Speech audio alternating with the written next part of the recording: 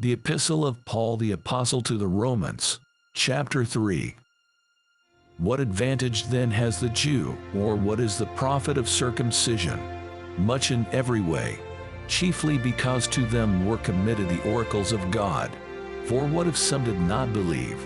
Will their unbelief make the faithfulness of God without effect? Certainly not. Indeed, let God be true, but every man a liar, as it is written, that you may be justified in your words, and may overcome when you are judged. But if our unrighteousness demonstrates the righteousness of God, what shall we say? Is God unjust who inflicts wrath? I speak as a man. Certainly not. For then how will God judge the world? For if the truth of God has increased through my light to his glory, why am I also still judged as a sinner?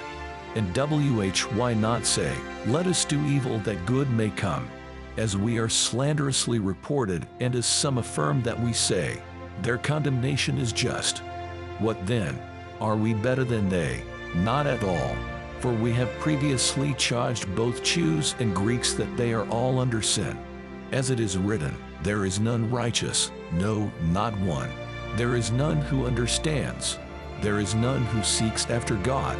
They have all turned aside. They have together become unprofitable.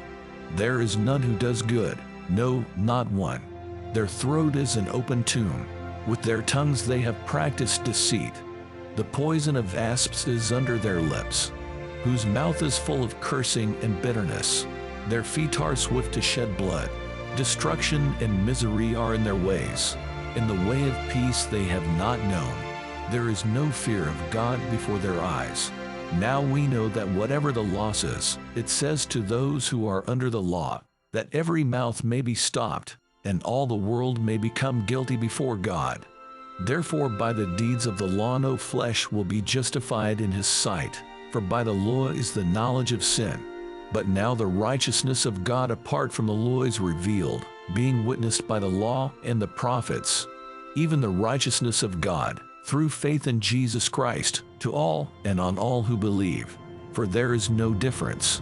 For all have sinned and fall short of the glory of God, being justified freely by his grace through the redemption that is in Christ Jesus, whom God set forth as a propitiation by his blood, through faith, to demonstrate his righteousness, because in his forbearance God had passed over the sins that were previously committed, to demonstrate at the present time his righteousness, that he might be just and the justifier of the one who has faith in Jesus.